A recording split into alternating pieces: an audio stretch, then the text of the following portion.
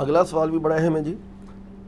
بعض لوگ سورہ المائدہ کی آیت نمبر 101 کے تحت یہ موقف پیش کرتے ہیں کہ علماء سے زیادہ سوال کرنا حرام ہے کیونکہ اسلام نے بال کی کھال اتارنے کو سختی سے منع فرمایا ہے. اس کانٹیکسٹ میں درست اور اعتدال پر مبنی رائے اپنی دیجیے. دیکھیں جی، علماء سے سوال کرنا کیا ہے جی؟ منع ہے، منع ہے، حرام ہے، حرام ہے. یہ بھی کہنا چاہیے گستاخی بھی ہے. جب علماء کو جواب ہی نہ آتا ہوگا تو ان کو پھر یہی موقف اڈاپٹ کرنا چاہیے.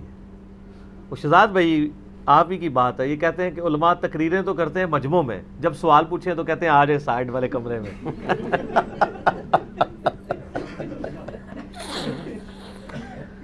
تقریر کرتے ہیں عوام الناس میں، سوالات کے جوابات دیتے ہیں کمرے میں اکرام مسلم کے ساتھ. ٹھیک ہے، کمرے جاندے ہو پھر تسی جدوں پڑھاندے نا؟ جی جی بالکل. اچھا، سارے تو نہیں جا سکتے نا، مجمع ہی لے کے چلے جاتے ہیں. اچھا مجمع لے کے، یہ ویسے سب سے آسان طریقہ ہے بچنے کا کہ کلے نہ جاؤ، پورا مجمع ہی لے کے کمرے چلے جاؤ. تو پھر وہ رضوان بھائی والی بات کریں گے کہ انشاءاللہ رابطہ رہے گا. ٹھیک ہے جی، آپ کا سوال آ گیا، انشاءاللہ رابطہ رہے گا بعد میں. تو بال کی کھال اتارنا، یہ جو قرآن کی انہوں نے آیت پیش کی ہے نا سورۃ المائدہ کی، یہ بالکل آؤٹ آف کانٹیکسٹ انہوں نے پیش کی ہے، اور اپنی نااہلی کو چھپانے کے لیے اس طرح کی آپ لیم ایکسکیوزز ڈیوائز کر سکتے ہیں جی، کہ جب آپ کو سوالات کے جوابات ہی نہ آتے ہوں تو پھر آپ کہیں گے اچھا ایک طرف آپ ہی ہمیں کہانی کرا رہے ہوتے ہیں علماء سے پوچھ کے چلیں، جب پوچھتے ہیں تو کہتے ہیں زیادہ نہیں پوچھنا گستاخی ہے. دیکھیں کہانی کتنی زبردست ہے. کیوں؟ اس لیے کہ آپ نے کوئی ایسا سوال نہیں کرنا جو ہمارے عالم صاحب کے فرقے کے خلاف ہو یا ہمارے فرقے کے خلاف ہو یا اس کا جواب دینے سے وہ کافر ہو جائیں، آری آ جائے. تو اس کا پھر یہ بہتر یہ طریقہ پیچی کھود دو کہ جی سوال کرنا ہی بہت بڑی گستاخی ہے. علماء آپ دیکھیں ابھی سوال ہو رہے ہوتے ہیں نا، الٹیمیٹلی جب آپ تھوڑا سا ان کے ساتھ کراس کوشچننگ کرنا شروع کریں نا، تھوڑی دیر بعد یہ کہتے ہیں آپ کو تمیز ہی نہیں علماء سے بات کرنے کی. یہ تو آپ کہیں بھی جملہ بول سکتے ہیں. اللہ کے فضل سے یہاں لوگ کس بدتمیزی کے لیول پہ اتر کے مجھ سے بات کرتے ہیں. کوئی بندہ ثابت کرے میں نے کبھی کسی کو کہا کہ آپ کو علماء سے بات کرنے کی تمیز ہی نہیں ہے. میں نے کبھی بھی کسی کو یہ نہیں کہا. کیوں کہیں؟ جو علم کی دنیا کے شاہ سوار ہوتے ہیں نا، وہ کسی کے انداز بیان کے اوپر، اس کے الفاظ کے چناؤ کے اوپر، اس کے بولنے کے سٹائل پہ نہیں جاتے ہیں، بلکہ صرف علم کی بات کو فالو کرتے ہیں. اور جن کو اپنی آخرت کی فکر ہوتی ہے کہ یار اس نے بڑی معقول بات کی ہے، یار مجھے تو نہیں یہ پتا تھی. میں نے آپ کو رمضان بھائی کا، رمضان کا ہی مہینہ ہے، رمضان بھائی کا واقعہ کئی بار سنایا ہے. وہ ایک حنفیوں کی مسجد میں چلے گئے، بریلوی یا دیوبندی کسی، تو انہوں نے عصر کی نماز، وہ کہتے ہیں میں نے امام صاحب کے پیچھے ادا کی، تو وہ سنت کے مطابق نماز پڑھتے تھے، رکوع میں جاتے وقت اور رکوع سے اٹھتے وقت رفع الیدین کرتے تھے. وہ کہتے ہیں بائی چانس میری نظر پڑی کہ وہ امام صاحب نے اپنے پاس مصلے کے ساتھ ایک ڈیسک رکھا ہے، اس پہ صحیح مسلم شریف رکھی ہوئی ہے. تو کہتے ہیں نماز پڑھ کے میں نے ان سے ادب سے سوال کیا کہ سر ابھی آپ نے جو مجھے نماز پڑھائی ہے نا، یہ اس طریقے کے مطابق نہیں ہے جو آپ کے ڈیسک پہ پڑی ہوئی کتاب کے اندر لکھا ہوا ہے. ہائے ہائے ہائے ہائے، اس سے بڑا کوئی چھکا مار سکتا ہے؟ یعنی مجھے کوئی آگے کہے کہ علی بھائی آپ جو ادھر بیٹھ کے تقریریں کرتے ہیں نا، وہ اس کے مطابق نہیں ہے جو ان کتابوں میں لکھا ہوا ہے. سر مجھے تو رات کو نیند نہیں پڑے گی. میں کہوں گا بتاؤ ذرا کون سی چیز نہیں لکھی ہوئی. ہمیں تو آج تک لوگوں نے یہی گلا کیا کہ آپ یہ کوئی بتا رہے، یہ بتانا بند کرے. لکھا ہوا ہے لیکن نہ بتائے، پلیز نہ بتائے. یہ تو لوگ کہتے ہیں. علماء بھی یعنی گزارشات بھیج رہے ہوتے ہیں، عوام الناس بھی ہاتھ جوڑ کے کہ نہ بتائیں نہ بتائیں. یہ دیکھ لیں سچائی، جہاں سچائی ہے وہاں لوگ کہہ رہے ہوتے ہیں کہ یار لکھا ہوا ہے مانتے ہیں، نہ بتایا کرو. اور دوسری طرف وہ کہتے ہیں نہ بتاؤ. ٹھیک ہے. اور یہ لوگ کس طرف کھڑے ہیں؟ ان کو بتائیں کہ یہ لکھا ہوا ہے اور آپ اس کے خلاف ہیں، تو یہ پھر وہ کہتے ہیں جیسے ہی میں نے اس کو بتایا نا کہ یہ مسلم شریف میں جو طریقہ لکھا ہے وہ اس کے مطابق نہیں جو آپ نے نماز پڑھائی ہے. وہ کہتا ہے کھڑا ہو گیا، اس نے اپنے نیچے سے یوں مسلح نکالا، کہتا ہے دیکھو اس کو علماء سے بات کرنے کی تمیز نہیں ہے. وہ یہ ہے کہ بال کی کھال نہ اتاریں. وہ کون سی بال کی کھال اتارنا ہے جس سے ممانعت کی گئی ہے؟ وہ یہ ہے کہ آپ اوورآل ڈاکٹرائن کلیئر کریں. اور یہ آیت اسپیسیفکلی نبی علیہ السلام کی مبارک زندگی کے لیے خاص تھی.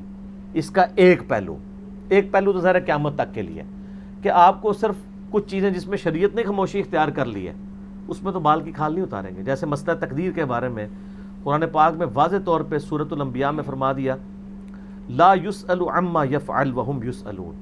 اللہ کو کوئی نہیں پوچھ سکتا کہ اس نے یہ کام کیوں کیا، اور اللہ ہر ایک کو پوچھ سکتا ہے.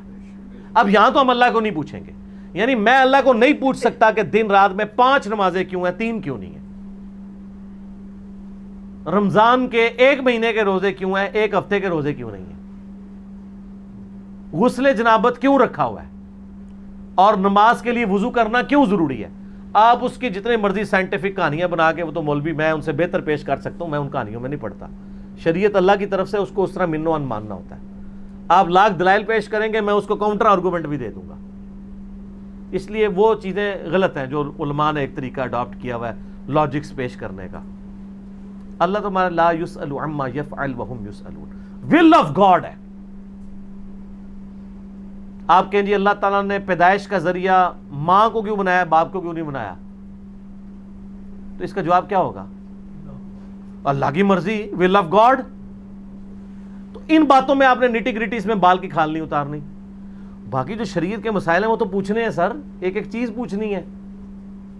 ہم بال کی کھال یہاں اتارتے ہیں نا، تبھی تو لوگوں کو بات پتہ چل رہی ہے، ورنہ تو لوگوں کو پہلے پتہ ہی نہیں تھا، جو جدھر لگا ہوا تھا ادھر ہی لگا ہوا تھا. اب آ جائیں اس آیت کی طرف، سورۃ المائدہ کی آیت نمبر 101. اس کا تو کنٹیکسٹ ہی بالکل ڈیفرنٹ ہے.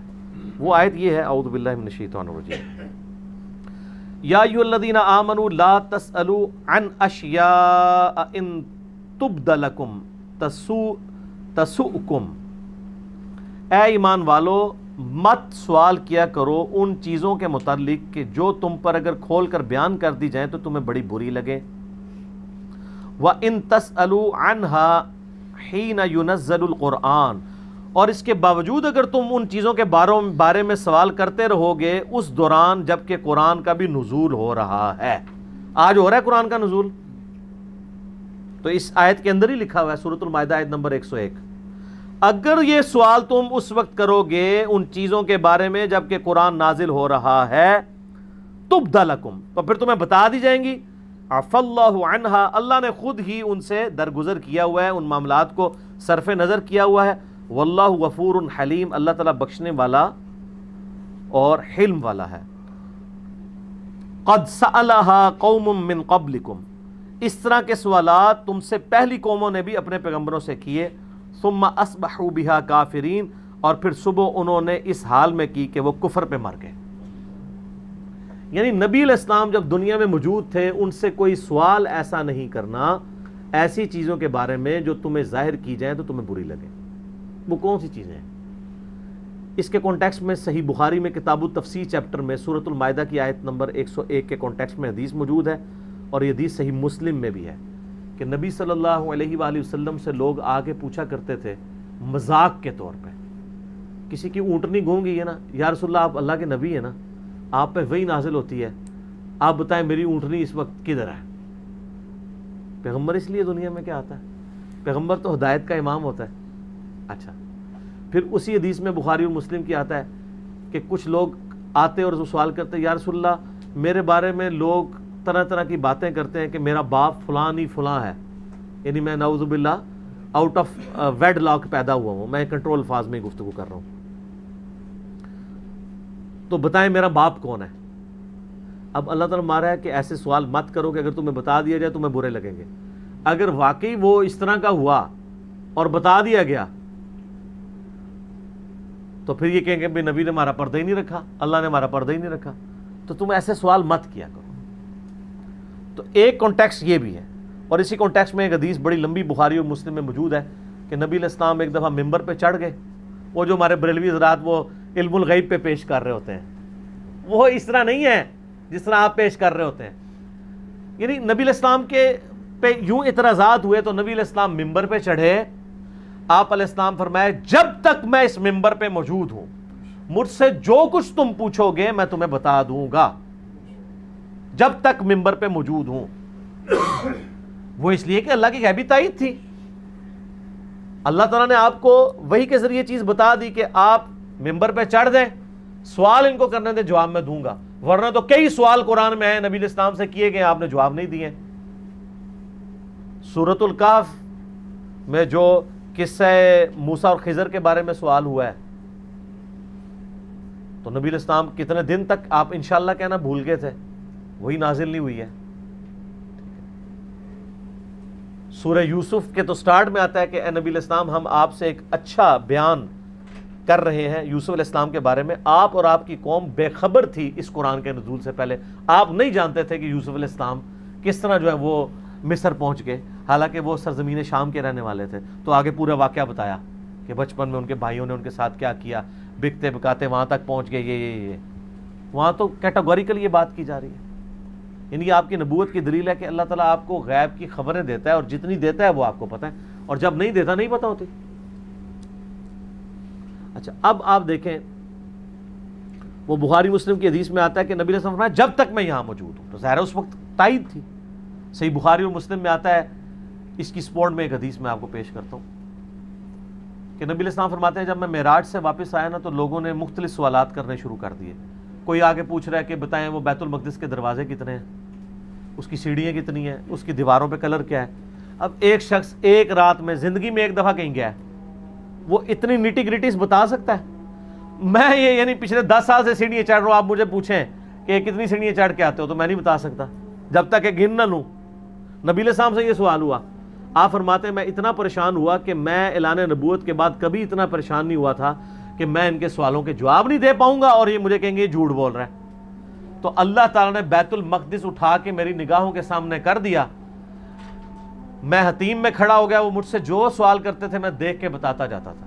یعنی جب تک آپ حتیم میں کھڑے رہے, آپ کے یہ نہیں ہے کہ آپ ہر وقت بیت المقدس دیکھ رہے ہوتے تھے, اس ایک خاص وقت کے لیے آپ نے دیکھا. یہاں پہ بھی آپ فرمایا جب تک میں ممبر پہ ہوں مجھ سے جو پوچھو گے میں بتاؤں گا. ایک شخص کھڑا ہو کہتا ہے میرا باپ کون ہے, تو آپ فرمایا تیرا باپ فلاں ہے. وہ شکر ہے کہ اس کا باپ وہی تھا جو مشہور تھا, ٹھیک ہے. اور بعد میں جب گیا تو اس کی ماں نے اسے ڈانٹا کہ تو کیا سوال کر بیٹھا ہے, ہم لوگ تو زمانے جاہلیت میں پتہ نہیں کن کن کاموں میں پڑے ہوئے تھے, شکر اللہ نے. اچھا, پھر جب یہ صورتحال دیکھی تو حضرت عمر فاروق رضی اللہ تعالیٰ عنہ گھٹنوں کے بل کھڑے ہو گئے اور کہا رضیت باللہ ربا وبالاسلام دینا وبمحمد نبیا, ہم اللہ کے رب ہونے پر راضی, اسلام کے دین ہونے پر راضی, اور محمد صلی اللہ علیہ وسلم کے پیغمبر ہونے پر راضی. یا رسول اللہ, آپ ممبر سے نیچے اتر ہیں. جلال کو ٹھنڈا کیا, ان کا بھی وقت کے پیغمبر کو آپ اس طرح غصہ دلا رہے ہیں. اذان شروع ہوگی, اذان کا جواب دیں, باقی انشاءاللہ اذان کے وقفے کے بعد. بسم اللہ والصلاة والسلام علی رسول اللہ وعلی آلہ وصحبہ اجمعین الی یوم الدین. آج 12 مئی 2019 کو علمی و تحقیقی مجلس نمبر 62 میں اذان عصر کے وقفے کے بعد بقیہ کے سوالات کا سلسلہ شروع کریں گے, لیکن میں پہلے اس سوال کو مکمل کر لوں. اذان عصر کے وقفے سے پہلے میں عرض کر رہا تھا کہ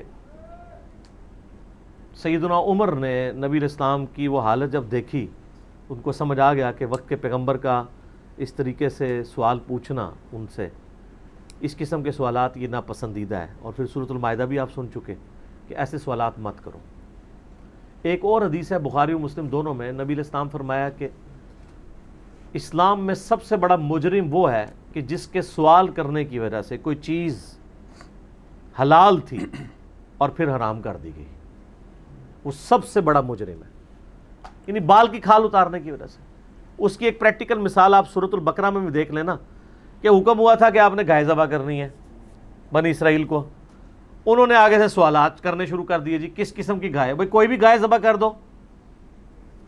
پھر انہوں نے بتایا کہ جی آپ اس طرح کرو, تو پھر وہ اس کی اور نیٹی گریٹیز میں پڑ گئے, پھر حتیٰ کہ کرتے کرتے جناب وہ اتنی عمر کی ہو, اس رنگ کی ہو, یہ ہو. پھر اللہ تعالیٰ ماتا ہے وہ لگتے نہیں تھے کہ وہ کرتے, جو جتنی وہ اس میں پڑ گئے تھے. انشاءاللہ انہوں نے کہہ دیا تو وہ بچ گئے. الٹیمیٹلی بڑی مشکل سے بڑی مہنگی گائے ان کو ملی تھی, وہ زرد کلر کی گائے, اور ایسی جو کبھی کسی بیل یعنی وہ کسی حال میں جوتی بھی نہ گئی ہو, ٹھیک ہے نا. تو وہ پھر ڈھونڈتے وہ بھی ایک غریب عورت کی بھی لاٹری نکلی نا بنی اسرائیل میں سے, وہ منہ مانگی قیمت پہ پھر خریدنی پڑی بنی اسرائیل کو. اس سے بہتر تھا کوئی بھی گائے خرید کے قربان کر دیتے. تو وہاں پہ بھی سورۃ البقرہ میں بھی اللہ تعالیٰ نے اسی سے ملتی جلتی آیات اس واقعے کو کانٹیکسٹ میں بھی آئی ہیں, مجھے ضمناً یاد آ گئی. یہ جو بقرہ والا واقعہ ہے،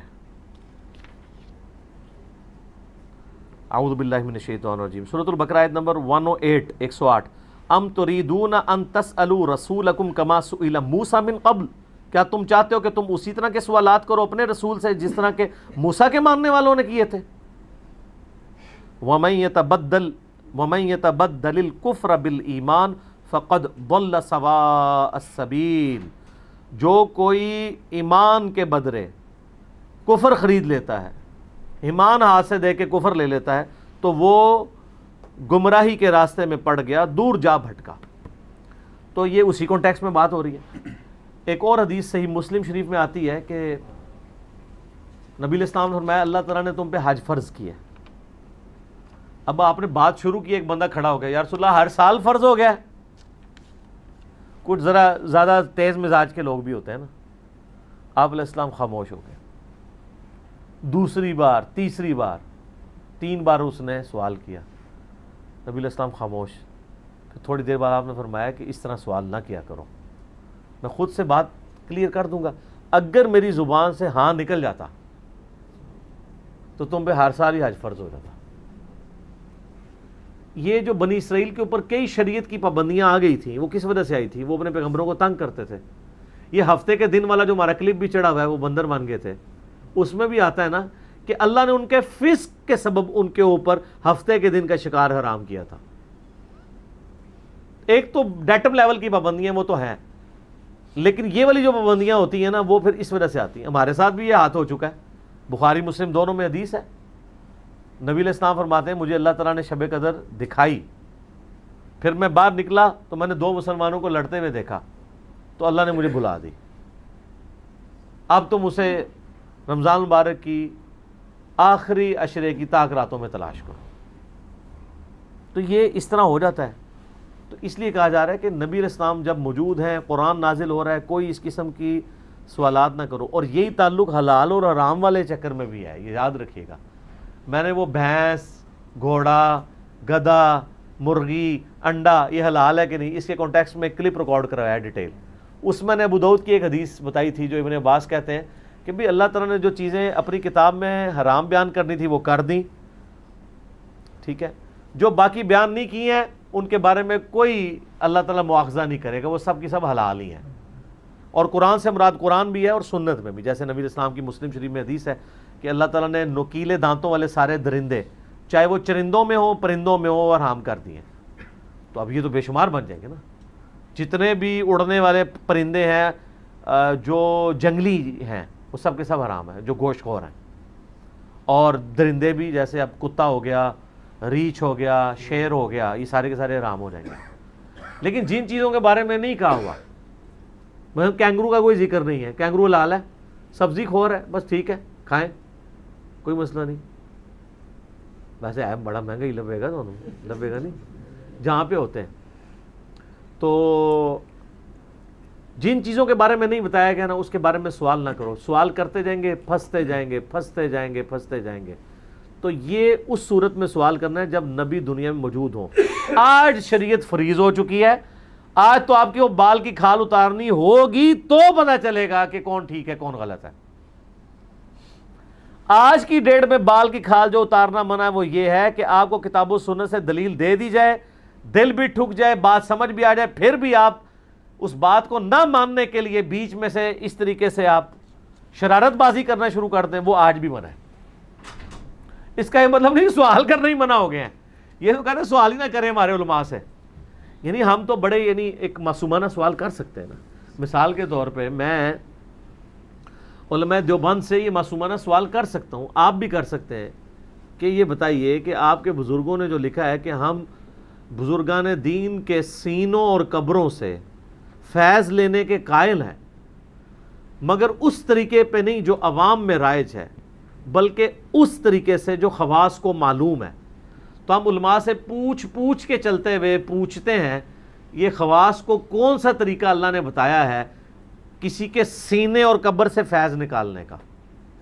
یعنی سینے سے پھر یہی ہوگا کہ کوئی بزرگ آپ کو جپھی ڈالے گا، سینے سے سینہ ملے گا اور علم ٹرانسفر ہو جائے گا۔ یہی طریقہ ہو سکتا ہے نا پھر خواص کا. عام آدمی کا تو طریقہ سینے سے یہی ہے کہ آپ حافظ قرآن ہیں تو آپ کہیں گے جو آپ کے قرآن سینے میں ہے مجھے بھی وہ کچھ سکھا دیں. یہ خواص کا طریقہ کون سا ہے؟ قبر سے فیض حاصل کرنے کا خواص کا طریقہ کون سا ہے؟ عوام کا تو ہمیں پتہ ہے وہ قبر والے سے جا کے مانگتے ہیں. خواص کا طریقہ بتائیں. اور خواص بھی یہی کچھ ہی کرتے رہے ہیں. عوام میں جو کچھ رائج ہے یہ خواص نہیں رائج کیا ہوا ہے. وہ پھر میں نے ایک ریسرچ پیپر لکھا ریسرچ پیپر نمبر 6 قبروں سے فیض کے عقیدے کا تحقیقی جائزہ. اس میں نے علماء دیوبند کے بڑے بڑے بزرگوں کا بتایا کہ وہ قبروں سے جا کے مانگا کرتے تھے ڈائریکٹلی. پھر میں نے کہا آپ تو ہمیں نہیں بتا رہے شرم کے مارے خواص کا طریقہ, ہم خود ہی بتا دیتے ہیں آپ کو. تو ان سے وہ کہتے ہیں اس طرح کے سوال ہم سے نہیں کرتے. لیکن میں آپ کو بتاؤں تبدیلی آ رہی سر, آ گئی تبدیلی. ہم کتنے عرصے سے رونا رو رہے تھے کہ فضائل اعمال کے اندر یہ کہانیاں لکھی ہوئی ہیں, میرے کلپ چڑھ چڑھ کے. آج دیکھیں طارق جمیل صاحب کا بھی کلپ آ گیا ہے. وہ سارے واقعات جو ہم کہتے تھے کتاب و سنت کے منافی ہیں, انہوں نے ایک ایک واقعے کو انہوں نے علماء کے جوڑ سے وہ خطاب کر رہے ہیں, جو اینول جوڑ ہوتا ہے all over the world Raiwind میں جو علماء کا, اس سے خطاب کرتے ہوئے انہوں نے فضائل اعمال کا نام نہیں لیا. ہو سکتا ہے وہاں کوئی مجاہد ملت کھڑا ہی نہ ہو جاتا. نام لیے بغیر وہ سارے واقعات جو سامنے بیٹھے ہوئے لوگ بھی اور خود طارق جمیل صاحب بھی پڑھ پڑھ کے سنایا کرتے تھے, وہ سارے واقعات انہوں نے سنائے ہیں. کہ ایک بزرگ جو ہے وہ آنکھوں میں نمک کا سرما لگاتے تھے, عشاء کے وضو سے فجر کی نماز اتنے سال تک پڑھتے تھے. یہ ایک ایک انہوں نے واقعہ گنوایا ہے. پھر اینڈ پہ انہوں نے کہا یار یہ دین ہم کافروں کو پیش کر سکتے ہیں, یہ دین اس قابل ہے؟ انہوں نے کہا یہ دین میں غلو ہے. دین وہ ہے جو اللہ نے نبی علیہ السلام کو دیا تھا. اور اس کے اگینسٹ انہوں نے وہی حدیث بیان کی جو میں اکثر بیان کرتا ہوں کہ 3 اصحاب نبی علیہ السلام کے پاس آئے. انہوں نے نبی علیہ السلام کی بیویوں سے آپ کی غیر موجودگی میں پردے میں پوچھا کہ نبی علیہ السلام کی عبادت کا کیا حال ہے. تو جب انہوں نے بتایا تو ان کو لگا نبی علیہ السلام تو بہت کم ہی عبادت کرتے ہیں. تو ایک نے کہا میں روزانہ پوری رات جاگ کے نماز پڑھوں گا, دوسرے نے کہا میں روزانہ روزہ رکھوں گا, تیسرے نے کہا میں نکاح نہیں کروں گا, شادی کروں گا تو پھر مصیبت میں پڑ جاؤں گا, میں اللہ ہی کروں گا. یہ کیا کہ وہاں سے چلے گئے. یہ حدیث ساری سنائی طارق جمیل صاحب نے. اور پھر انہوں نے یہ بھی کہا کہ اس پہ امام بخاری نے باب باندھا ہے کہ عبادت میں غلو کرنا مکروہ ہے اسلام میں. تو سر یہ جو مکروہ ہے نا, یہ سارے کا سارا مکروہ فضائل اعمال اور فضائل صدقات میں لکھا ہوا ہے. فضائل اعمال اور فضائل صدقات کو ان واقعات سے پاک کریں, اور جب تک یہ پاک نہیں ہوتی ہے تو تبلیغی جماعت کے مخلص لوگوں سے کو پاک کر دیں کہ ان کے ہاتھ میں یہ کتاب نہ آئے بلکہ یہ پاک کتاب ان کو تھمائے, اس کو ترجمے سے پڑھا جائے. تو وہ بخاری مسلم کی حدیث میں آتا ہے کہ جب نبی علیہ السلام کو شکایت ملی, آپ نے گھر آئے تو آپ کو بتایا آپ کی بیویوں نے کہ اس طرح آپ کے 3 لاڈلے صاحب آئے تھے تو وہ تو بڑے بڑے دعوے کر کے گئے. آپ فرمایا بلاؤ ان کو. آپ فرمایا اللہ کی قسم میں تم سے زیادہ نیکوکار ہوں, میں رات کو سوتا بھی ہوں, نماز بھی پڑھتا ہوں رات کو اٹھ کے, میں اپنی بیویوں کے پاس بھی جاتا ہوں, میں روزہ رکھتا بھی ہوں, چھوڑ بھی دیتا ہوں, اور نکاح میری سنت ہے, جس نے میری سنت سے اغراض کیا اس کا مجھ سے کوئی تعلق نہیں. تو نبی علیہ السلام نے وہ دین پیش کیا جو آپ کافروں کو پیش کر سکتے ہیں. ویسے میں آپ کو بتاؤں کہ یہ بھی اب پرانی بات ہو گئی ہے. اب آپ وہ دین کافروں کو کیا مسلمانوں کو بھی نہیں ہماری ویڈیوز کے بعد پیش کر سکتے. لوگ مسلمان نیچے کمنٹس کر دیتے ہیں. بریلوی تو بندی اہل حدیث شیعہ نہیں کرتے ہیں, مسلمان کمنٹس کر دیتے ہیں نیچے. وہ بھی مسلمان ہیں لیکن وہ والے مسلمان جن کو سمجھ آ گیا ہے کہ یہ فرقہ وارانہ تعصب ہے, وہ آپ کافروں نہیں سر, نہ فضائل اعمال کافروں کو نہیں, آپ مسلمانوں کو بھی نہیں آپ پیش کر سکتے. وہ بھی انجینئرنگ کر دیں گے آپ کی پکڑ کے کہ یہ سر آپ کیا کر رہے ہیں, یہ تو دین اس قابل نہیں کہ آپ پیش کریں. تو سر تبدیلی آ رہی ہے, آپ کوشش جاری رکھیں, انشاءاللہ تعالیٰ چینج آئے گی. اسی ویڈیو کے نیچے ایک تبلیغی بھائی نے کمنٹس کیا ہوا تھا کہ آپ سمجھے نہیں طارق جمیل صاحب کیا کہنا چاہتے ہیں. کیا کہنا چاہتے ہیں؟ ہاں, وہ یہ کہنا چاہتے ہیں کہ بزرگ ٹھیک تھے لیکن یہ جو کام ہوئے ہیں وہ دین نہیں تھا. ہاں ٹھیک ہے, یعنی بزرگ ٹھیک تھے, بزرگوں کے کرتوت ٹھیک نہیں تھے. بس یہی ہے. ہاں تو ہم بھی تو یہی کہہ رہے ہیں. ہم کہتے ہیں ڈونلڈ ٹرمپ بھی ٹھیک ہے, اس کے کرتوت ٹھیک نہیں. وہ ٹھیک اس لیے کہ اس کو اللہ نے بنایا نا, ربنا ما خلقت ھذا باطلا. فرعون بھی ٹھیک تھا لیکن اس کے کرتوت غلط تھے.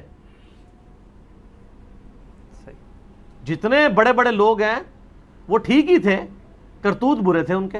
جب انہوں نے کرتوت اچھے کر لیے تو وہ اچھے بن گئے. ٹھیک ہو گیا. تو وہ یہ نہیں یہ کہنا چاہتے. یہ بات تو سمجھ میں آ گئی کہ اب نزول اب آپ نیچے یہ بھی جواب دے دیجیے گا ٹھیک کہ ہمیں بھی یہی سمجھ آیا ہے کہ بزرگ آپ کے ٹھیک تھے, ان کے کرتوت ٹھیک نہیں تھے, اور اس کا مطلب کیا ہوا کہ آپ کو لوگوں کو یہ بتانا چاہیے کہ ہمارے بزرگوں کا آپ احترام کریں کہ لیکن خدا کے لیے جو وہ کام کرتے رہے وہ کام آپ نے نہیں کرنے, ان کے کرتوت ٹھیک نہیں تھے. تو انشاءاللہ بزرگوں کا احترام کرنا لوگ خود ہی چھوڑ دیں گے. ہماری تو ون ون سچویشن ہے دونوں طرف. آپ بزرگوں کو صحیح کہہ کے ان کے کرتوتوں کو غلط کہہ لیں تب بھی ہماری جیت ہونی ہے, اور آپ دیکھنا یار کس طرح چھیڑتے ہیں مانو روزہ تسی خراب کر رہے ہو, اپنا بھی میرا بھی. انہوں نے پچھلے روزے جی بڑی شرارتیں کی تھیں سن, اس لیے میں نے ان کی جو مجلس نمبر 11 تھی نا 28 مئی کو ہوئی تھی نا ہماری یوم تکبیر والے دن, تو وہ ہم نے پھر رات کو مجلس رکھی تھی, تو رات کو ذرا پھر بندہ کھل ڈل کے بات کرے انشاءاللہ. اچھا جی اب یہ تو ہو گیا. خیر میں یہ پوچھنا چاہ رہا تھا کہ اب نزول والا معاملہ بھی کوئی نہیں ہے, کسی مزید چیز کی فرضیت کا بھی کوئی ڈر نہیں ہے.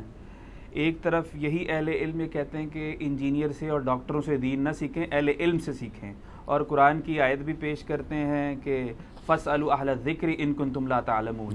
صحیح ہے. جب ہم سوال کرتے ہیں تو وہ کبھی سوال کرنے سے روک دیتے ہیں, اور کبھی کہتے ہیں کہ کس طرح کے سوال کر رہے ہو, کس کو سن رہے ہو, کہاں سے آ رہی ہیں یہ چیزیں. تو اس طرح کا پھر رویہ کیوں ڈیولپ ہو جاتا ہے؟ وہ اس لیے کہ یہ اپنا مذاق خود بنوا رہے ہیں نا, ان کو یہ پتہ ہی نہیں ہے کہ لوگ گھاس نہیں کھاتے ہیں. یہ ایک ٹکٹ میں 2-2 3-3 مزے کرنا چاہتے ہیں, ایسا تو نہیں ہوگا نا. ایک طرف اپنی بزرگی ویل کر رہے ہیں ان کتابوں کی بنیاد پہ, دوسری طرف جن کتابوں کی بنیاد پہ بزرگی ویل کر رہے ہیں انہی کتابوں کا ریفرنس ان سے پوچھیں تو ناراض ہو جاتے ہیں, یا انہی کتابوں سے ان کو کوئی ایسی بات کر دیں جو ان کے خلاف ہے تب بھی ناراض ہو جاتے ہیں. تو اس کا مطلب سب سے پہلے ان کی بزرگی ان سے چھین لیں. ہم علماء کی عزت کیوں کرتے ہیں؟ کیا اس وجہ سے کہ ان کی داڑھی لمبی ہے, یا پیٹ ان کا زیادہ نکلا ہوا ہے, یا باقی لوگ جو ہیں وہ بریانی کی 1 پلیٹ کھاتے ہیں وہ 3 کھا سکتے ہیں, یا افطاری میں آپ 3 کھجوریں کھاتے ہیں وہ 30 بھی ان کے لیے کوئی مسئلہ نہیں کھانا. اس لیے تو نہیں عزت علماء کی کر رہے ہوتے ہیں, ہم علم کی وجہ سے کر رہے ہوتے ہیں. تو علم کی وجہ سے جب کر رہے ہوتے ہیں تو پھر علم سے تو ان کو نہیں چڑھنا چاہیے. اور یہ میں آپ کو بتاؤں, یہ چڑھنے والا معاملہ صرف دینی ٹیچرز کا ہے, اور وہ بھی مولوی طبقہ. دنیاوی ٹیچرز کبھی نہیں چڑھتے. میرا یہ چیلنج ہے, آپ کسی پروفیسر کی غلطی اعلانیہ کلاس میں کھڑے ہو کے بتا دیں, سر یہ جو آپ نے سلیبس کی کتاب لکھوائی تھی نا اس میں یہ فارمولہ اس طرح نہیں لکھا ہوا, اس طرح لکھا ہے. اللہ کے فضل سے وہاں کوئی اسٹوڈنٹ بھی نہیں کھڑے ہو کے کہے گا کہ ہمارے پروفیسر صاحب کے کہنے کا مطلب یہ نہیں ہے جو آپ سمجھ رہے ہیں. وہ پروفیسر صاحب بھی صحیح کہہ رہے ہیں اور یہ بھی صحیح لکھا ہوا ہے. وہ سارے حمایت میں کھڑے ہوں گے اور پروفیسر بھی کہے گا تھینک یو, اور علماء کیا کہیں گے؟ تھینک دیو, دل میں وہ کہیں گے. ایسے ایسے اشارے کر رہے ہوتے ہیں نا. ویسے اب تو اشارے نہیں, انہوں نے بندے اپنے ساتھ رکھے ہوتے ہیں, وہ خود ہی کہتے ہیں مفتی صاحب آپ